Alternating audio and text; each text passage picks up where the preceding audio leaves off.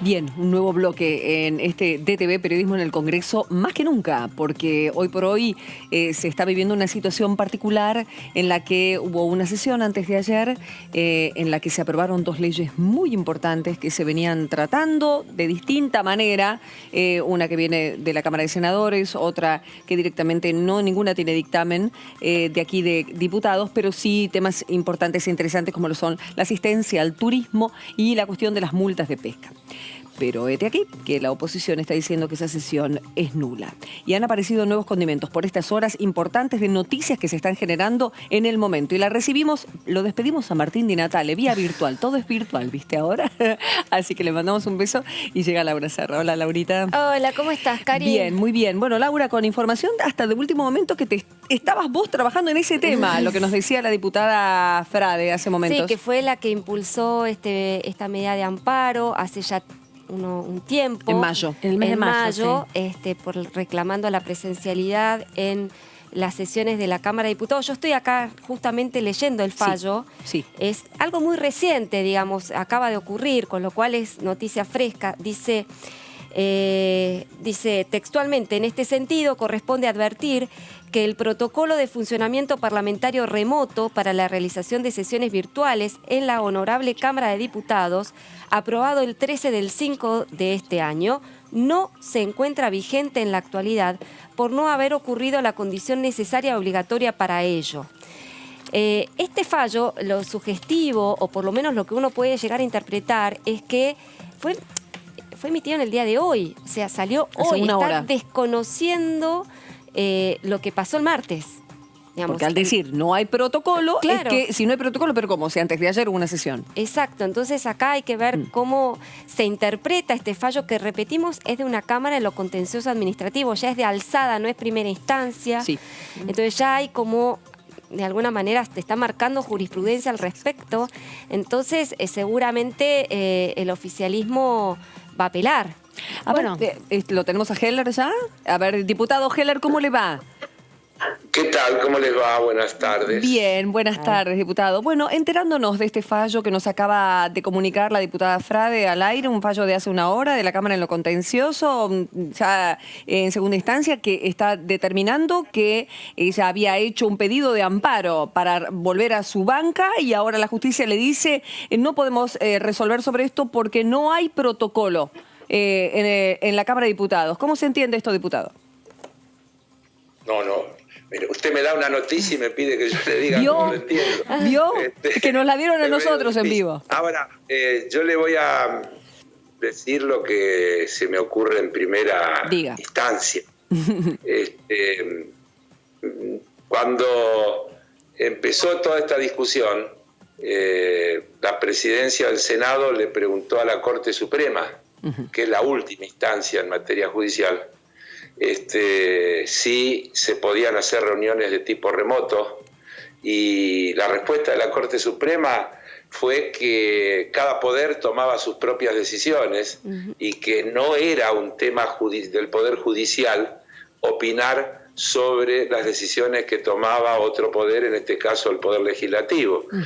Por lo tanto, mi primera conclusión sería que ante una apelación a ese fallo de una Cámara tendría que terminar resolviéndose con el mismo criterio que se pidió la Corte cuando se le pidió una opinión previa al respecto. Es lo que primero se me ocurre como reflexión, ¿no? Y después me gustaría, ya que ustedes están hablando del tema, analizar el fondo de la cuestión. Sí.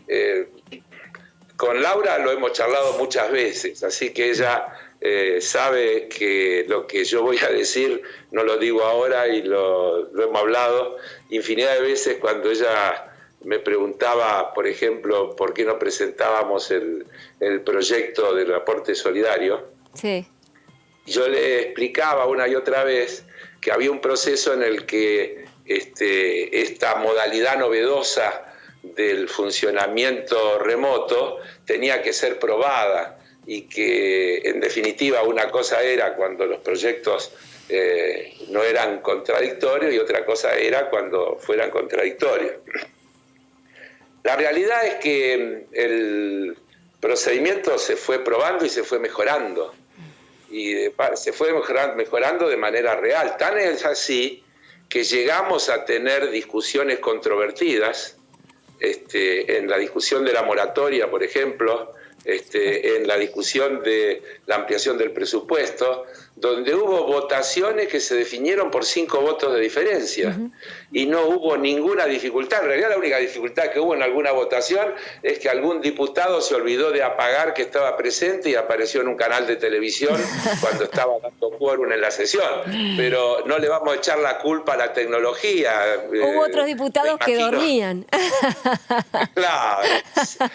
No, pero a ver, a los que te lo de dormir yo voy a hacer una defensa, porque cada uno de nosotros en algún momento pega un cabezazo. Hay que estar 17 horas. Ya lo creo. Miren, yo el martes a la 1 estaba sentadito en este mismo lugar que estoy ahora, a las 13 horas, y estuve sentado hasta las 5:10 de la mañana del día siguiente. Insalubre de por sí eso. Claro, entonces seamos un poco generosos y en todo ese proceso en algún momento uno pega un cabezazo y justo pum, lo engancharon y se metieron una foto. Es medio injusto, porque hay que... ¿Cuántas horas hay? 17, ¿no? Y más o menos, hay sí. que estar 17 horas. Yo no me moví, salvo alguna interrupción para hacer algunas cosas imprescindibles. Estuve las 17 horas durante... esas horas que estuvieron deliberando en labor parlamentaria entre las 13 y las 19:30 y después todo ese debate que se dio entre las 19:30 y la 1 de la mañana del día siguiente, y luego a la 1 de la mañana cuando empezamos a sesionar hasta las 5 de la mañana para darle tratamiento media sanción a los 2 proyectos de ley que estaban en consideración.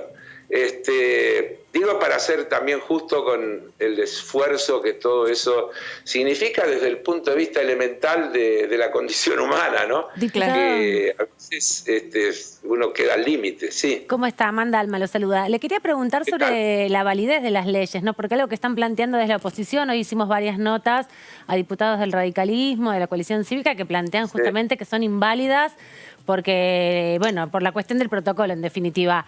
¿Qué puede pasar con eso, no? Y sobre todo con esta... ¿Y por qué voy a discutir? Bueno, a ver, hay una tendencia que siempre hacemos las discusiones sobre la base de lo que dice la oposición. Yo le diría, usemos un poco el sentido común, yo le voy a dar mi opinión. Nosotros tenemos un país donde hay una constitución, hay leyes. Esas leyes y esa constitución establecen los procedimientos de los consensos necesarios para aprobar determinado tipo de leyes con distintos tipos de consensos según la importancia de lo que se trate. Por ejemplo, hay leyes que diputados podrían aprobar con 65 votos positivos, quórum estricto y la mitad más 1 de los votos y se aprueban. Hay otras leyes que requieren mayorías especiales, es decir, una totalidad de votos positivos equivalentes al quórum. Hay otras que requieren 2/3. Y eso tiene que ver con que en algún momento quienes hicieron estas leyes, hicieron estas reglas, marcaron cuáles son los consensos necesarios de acuerdo a la importancia de los temas. Entonces, asumir que una minoría tiene derecho a veto y a determinar qué cosas se pueden discutir y se pueden tratar, y sin su acuerdo no se puede avanzar, no es democrático. Esa hermosa palabra que es consenso está utilizada en este caso para establecer un derecho que no les corresponde. Yo dije el otro día en una brevísima intervención que hice, porque era muy tarde y me parecía, que recordaba, yo era diputado y en el momento que ganó Macri, hagamos memoria, Macri ganó en segunda vuelta con 1,5 puntos de diferencia en segunda vuelta. Sí. Y me acuerdo que cuando empezamos a tener debate, el presidente del interbloque de Cambiemos era en ese momento, creo que no se llamaba Juntos por el Cambio, si no me falla la cronología, Sí. Nos miraba y con su tonadita cordobesa nos decía: muchachos, perdieron, asuman la realidad, ganamos nosotros. Y el que gana gobierna y el que pierde acompaña. Y eso también, ahora hubo una elección donde quien está gobernando obtuvo 48% y pico en primera vuelta. Obtuvo una ventaja de 8 puntos sobre la segunda fuerza en primera vuelta. Además, no es cierto que el 60% votó contra Alberto Fernández y Cristina Fernández de Kirchner. El 60% votó contra Macri, porque lo que venía era la reelección de Macri, y hubo un 48% que votó por una opción contra la reelección de Macri y otro porcentaje, otro 12% dividido entre distintos espacios que tampoco estaban de acuerdo con la reelección de Macri. Entonces, es decir, la mayoría está en contra de este gobierno, no ha estado demostrado por ningún hecho, es una interpretación arbitraria. En síntesis, ¿qué quiero decir? Hay una mayoría legítima, recientemente constituida, en el medio hay una pandemia, se establece un mecanismo para poder funcionar, se lo pone a prueba, se demuestra que puede funcionar.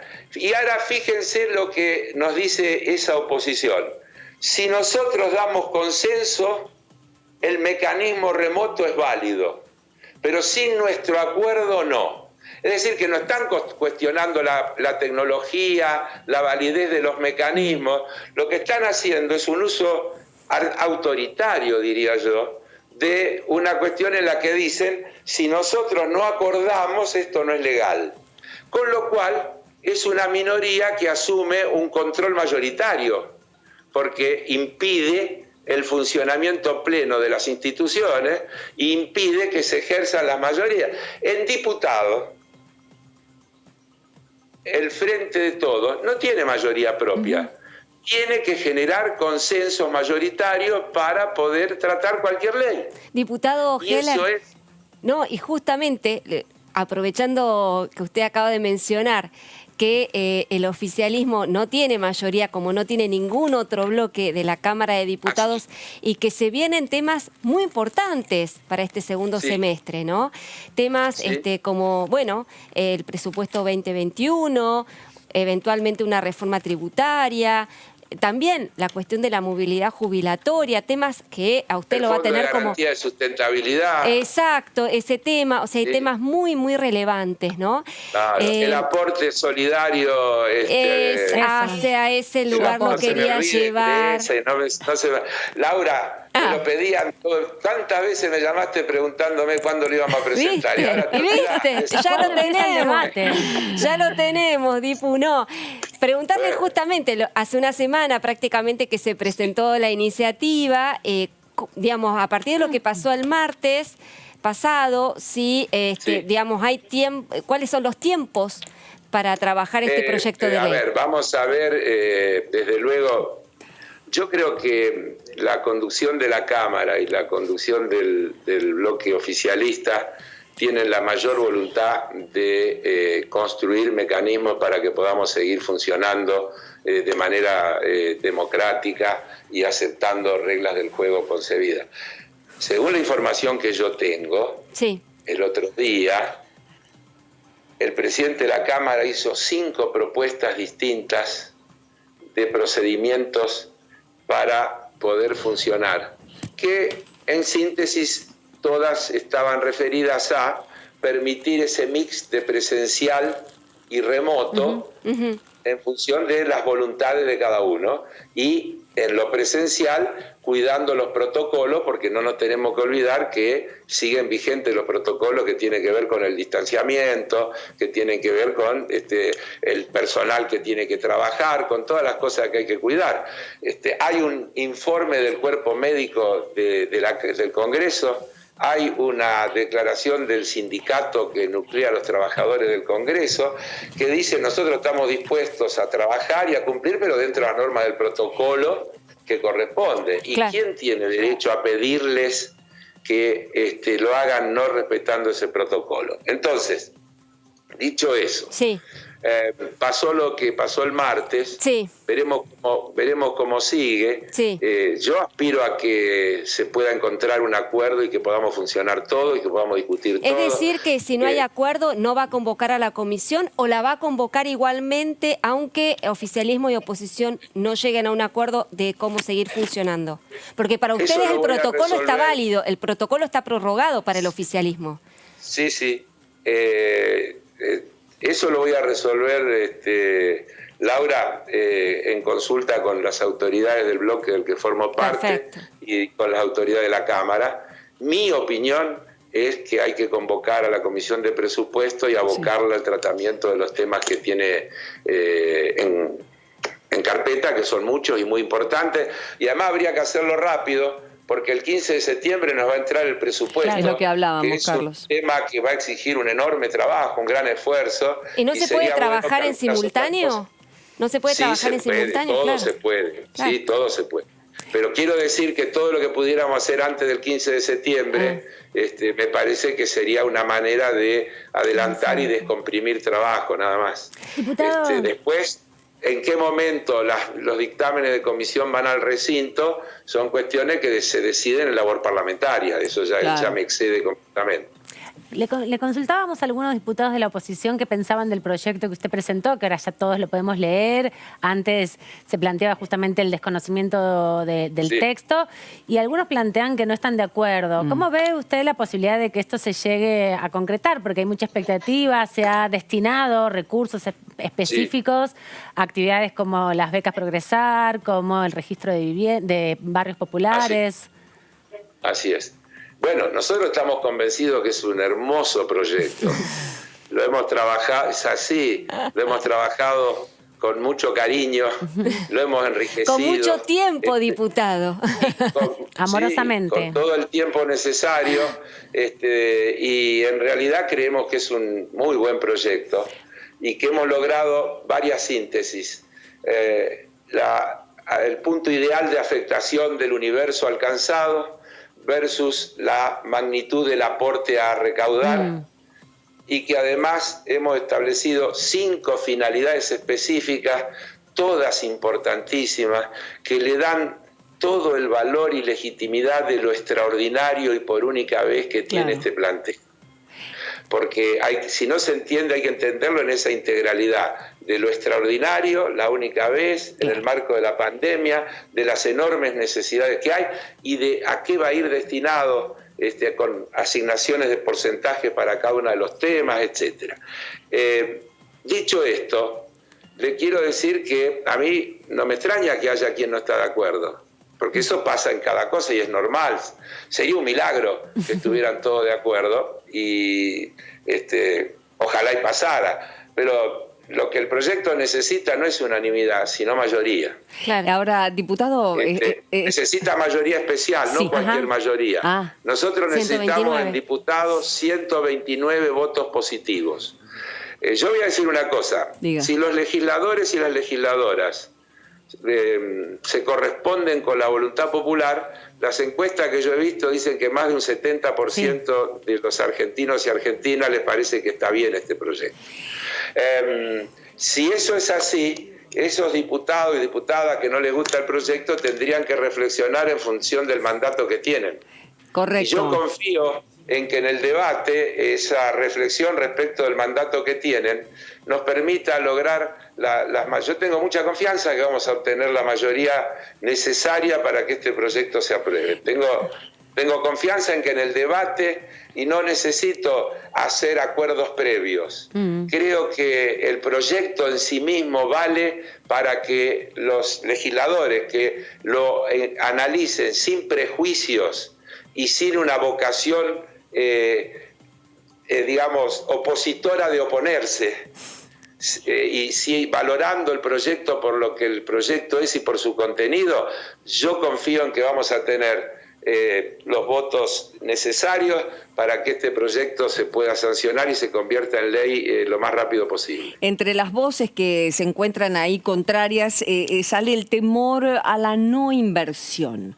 Que muchos digan, bueno, está bien, tengo que ceder parte de mi riqueza, pero entonces este año o en los próximos meses, algo que tampoco se entiende demasiado, pensando en voz alta, porque una cosa es la persona y su riqueza y otra cosa es el negocio que hace, pero se entiende que el dinero, bueno, de la misma familia, póngale.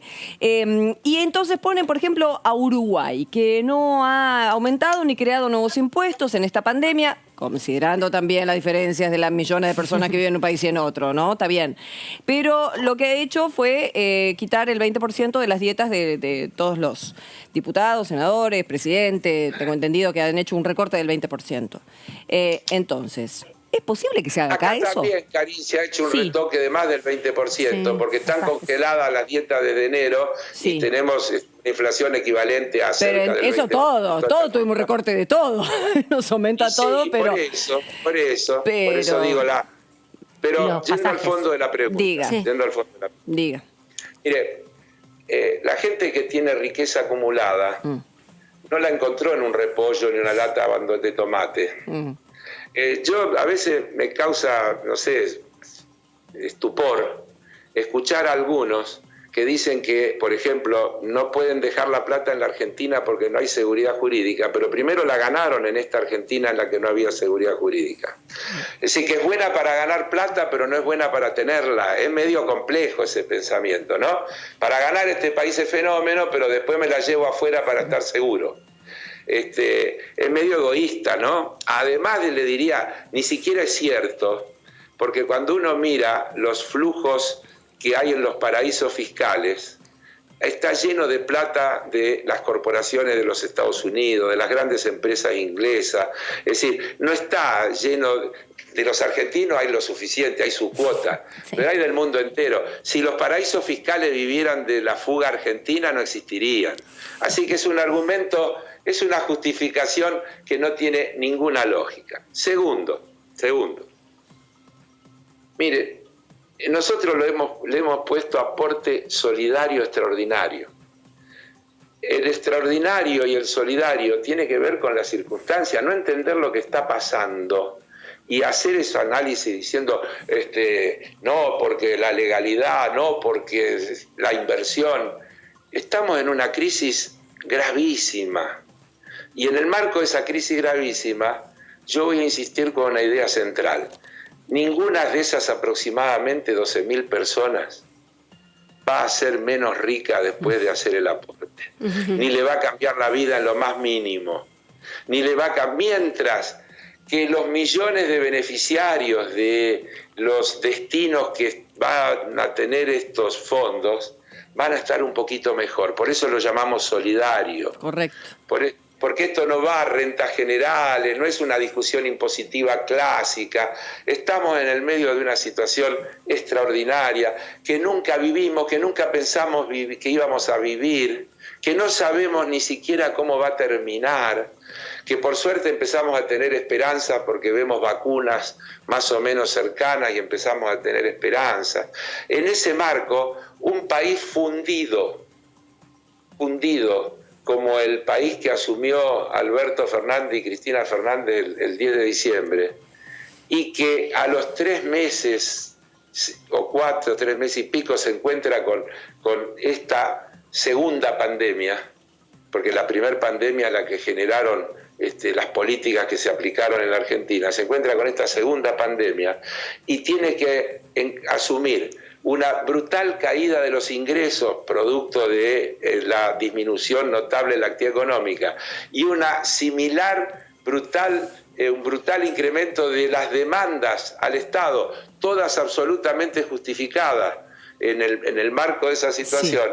¿Cómo no comprender la razonabilidad del planteo de un aporte extraordinario dirigido a aquellos que le ha ido muy bien, que han ganado mucha plata, que han acumulado mucha riqueza y que le estamos diciendo sean un poquito generosos? Diputado, Por eso le hemos dado la posibilidad de que se sientan bien. A mí a veces me ponen nombres propios. Yo digo, no quiero tratar nombres propios, porque nosotros no hicimos... Estoy pensando en Robin Hood desde que salió el proyecto directamente, pero no, es una disgregación, ¿no? Porque Robin Hood era otra cosa. Robin Hood le deben decir a usted, el proyecto diputado. Robin Hood. No, pero yo no lo quiero, yo en serio lo quiero plantear en el marco de lo que ha sido... yo con Laura hablo mucho y sabe que no estoy diciendo nada que no me ha escuchado decir todo ha este sido tiempo. muy coherente en todo lo que ha dicho. Y justamente a partir de lo que hemos hablado y después ver la letra, ¿no? Y después de escuchar algunas opiniones, yo veo que efectivamente el proyecto va a tener los votos para salir, por lo que uno estuvo hablando con distintos bloques, pero aún así hay algunas preguntas, ¿no?, sobre el tema. Por ejemplo, usted en el proyecto establece una graduación de las alícuotas conforme al patrimonio, ¿no es cierto? Cuanto más patrimonio, más alícuota pagas. Ahora, dicen, y esto rige a partir de los 200 millones de pesos. Ahora, ¿no es un poco arbitrario, por ejemplo, decir que el que tiene 199 millones no paga nada y el que tiene 201 millón paga la alícuota más alta, ¿se entiende? Pero no es el 2%, es el 2,5%. Sí, Laura, pero eso nos haría ir a más gente. Por eso dije que hemos buscado la ecuación que afecta. Pues si decimos 100 millones... No cuestiono el punto de partida, sino cómo se salta rápidamente de una de las franjas a la que se aplica a la otra con una alícuota distinta. Sí, pero se empieza con la alícuota más baja. Por eso mismo. Y en la progresividad siempre se van respetando los tramos. Es decir, el que tiene 300 millones, por los 200 millones la alícuota que paga es la que corresponde a la categoría, al 2, y por los otros 100 paga la que le corresponde al tramo siguiente. Está calculado así. Pero de lo contrario, tendríamos que poner un mínimo no imponible. A eso iba. Sí, pero ese mínimo no imponible es lo mismo que rebajar lo que aspiramos a recaudar. Y entonces habría que bajar y ampliar la cantidad de gente a la que aspiramos a alcanzar. Porque si no, no tiene solución el tema. Vuelvo a repetir. Supongamos que alguien que tiene 200 millones de pesos, y déjenme decir una cosa, declarados. La palabrita declarados es muy importante. Porque yo me animaría a decir, y no tengo que ser especialmente mal pensado, que en general, primero, todos sabemos que en los bienes inmuebles los valores reales son mucho más altos que los declarados, pero también todos sabemos que hay mucha plata no declarada. Pero ahí nosotros no podemos hacer nada, no es de nuestra incumbencia. Estamos diciendo... declaración jurada al 31 de diciembre, lo que usted dijo lo que usted nos dijo que tenía. Entonces, ese señor, persona humana, además para que no haya tampoco ninguna confusión. Igual son mayoritariamente varones. Las empresas no tienen nada que ver, personas humanas, que tiene 200 millones, va a tener 196. ¿Se pueden decir qué le va a cambiar la vida? No sé, pero la gente que tiene esa cantidad de plata sabe perfectamente lo que tiene y cuando le faltan 10.000 pesos. Eso yo lo he visto y pasa eso. Por eso, no importa. Karin, por eso. ¿Saben por qué se llaman conservadores a los conservadores? Diga, no. Porque quieren conservar lo que tienen a toda costa. Eso es universal. Por eso se llaman conservadores. Yo siempre doy el ejemplo.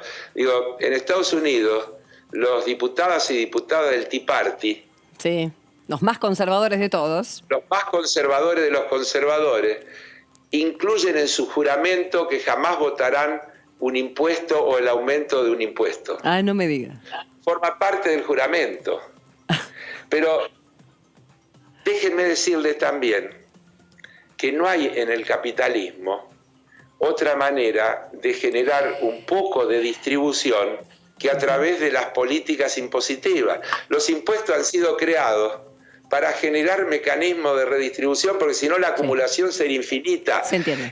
Vamos a tomar situaciones. Después de la Segunda Guerra Mundial, catástrofe, para tomar una cosa equiparable a la pandemia desde el punto de vista de catástrofe universal. Sí. En Estados Unidos y Inglaterra se impusieron impuestos a las ganancias que tenían alícuotas que llegaban en los casos extremos hasta el 95%.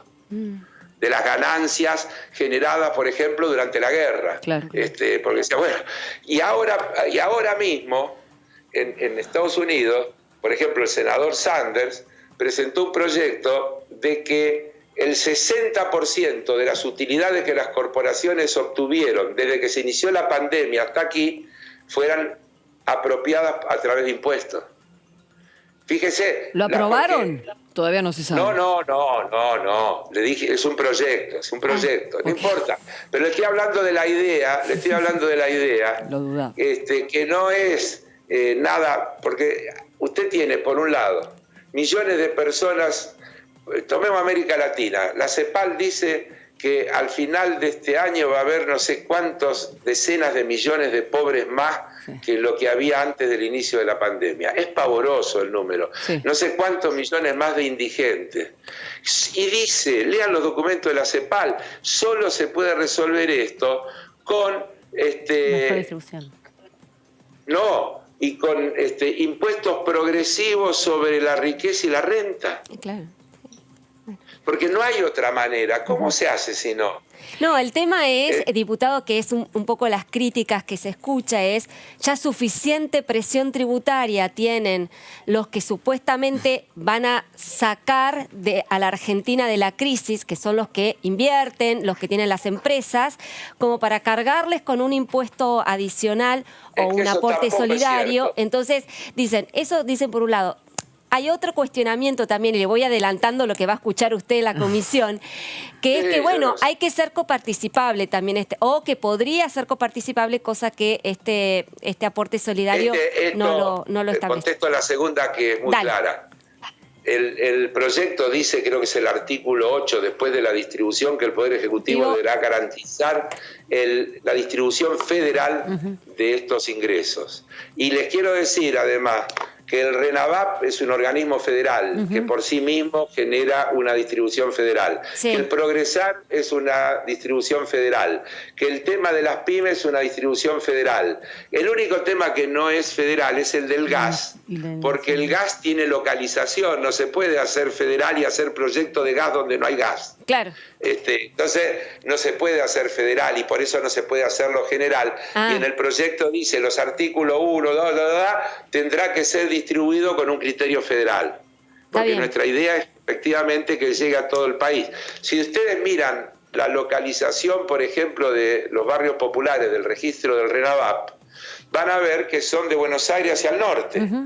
No de Buenos Aires hacia el sur, por ejemplo. Es imposible hacerlo federal pleno.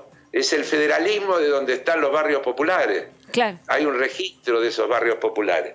Entonces, el tema de lo federal está contemplado en la ley. El objetivo es que la distribución sea lo más democrática desde el punto de vista de su territorialidad posible y no hay ningún problema. El otro problema... Déjenme decir que esto de que se va a grabar más y demás, yo les voy a decir una cosa. Si quieren les muestro una nota del diario La Nación. ¿Quién le escribió Laura? No, yo no. No la escribió Laura, pero que habla de la presión impositiva de la Argentina, muy linda, yo la uso bastante, y muestra una cosa que no sé si era la intención mostrarla, pero que aparece clarito. En la Argentina el IVA solo recauda más que bienes personales, impuesto a las ganancias de las empresas y las personas, y no sé cuál otro. De todos los impuestos que tienen que ver con la riqueza, no se llega a recaudar lo que se recauda con el IVA. Con el IVA, que lo pagan los pobres igual que los ricos. Entonces, ¿de qué presión impositiva exagerada me están hablando? Es un cuento chino eso. Es un cuento chino. Y quiero decirles que busquen la progresividad que tienen los impuestos a las ganancias en los países del G20 y se van a sorprender. Le van a cuestionar también que claro, este gobierno ha aumentado en 2 oportunidades bienes personales y que esto de alguna manera... No, Macri lo rebajó, todavía no están en el nivel, todavía no están en el nivel anterior a la gestión de Macri. Ajá. Macri lo rebajó, lo llevó casi a 0, incluso estableció para algún año que era 0. A los de buen cumplimiento los eximió. Se olvidaron ya ustedes. Hagan memoria. No, yo le estoy adelantando lo que se le va a venir en la comisión, Pero, por eso estamos haciendo un entrenamiento. Claro. Estoy contestando todo al toque. Ya lo tiene todo estudiado, Heller. Diputado. Porque, claro. Pues claro, ya lo sé. Ninguna sorpresa. Tantos meses que tuvo. Escúchame, le quiero preguntar, ¿alguna de estas personas a las cuales le va a tocar pagar este aporte extraordinario se ha comunicado con usted para entender un poco más el proceso? Unos cuantos amigos que Me están en la imagino, lista. por eso le pregunto. ¿No le piden nada a cambio? Está bien, yo pongo parte de mi riqueza, pero después, no le estoy diciendo de la trampa y esa situación espantosa que lógicamente no. Pero quiero decirle, bueno, pero van a considerar entonces nuestra buena voluntad, pueden decir, ¿qué les dice? Que el año que viene facilítenme otras cosas. No lo sé. Les juro, les doy mi palabra de honor que en cada una de las personas que he charlado le he dicho las cosas que he dicho ahora acá. Fulanito, vos después que hagas el aporte no te va a cambiar la vida. Pensalo con grandeza, no hagas otras especulaciones. Pensalo con... Esa ha sido mi única respuesta a cada uno de los planteos que me han hecho. Alguno me dijo, ¿por qué no lo haces un bono y aplicarlo a ganancia dentro de 5 años? Le dije, pero eso es un empréstito. Y acá lo que estamos buscando es un aporte, no un empréstito. No estamos buscando prestamistas. Estamos buscando gente que haga un aporte solidario. Esa ha sido mi respuesta a cada uno de mis amigos que se sienten alcanzados y que amistosamente me han conversado del tema y yo le he contestado lo que contesto en público. No tengo dos respuestas. Bien, el asado lo pagás vos, me imagino que le dijeron. La próxima, eso sí, el asado lo pagás vos. Diputado Heller, gracias como siempre por el tiempo, por lo ameno de la conversación en un tema ríspido y bueno, y sensible. Ojalá se presente rápido. Muchas gracias, diputado. Hablamos, gusto. Que siga muy bien. A la orden para cuando quieran. Chao, Carlos, hasta luego.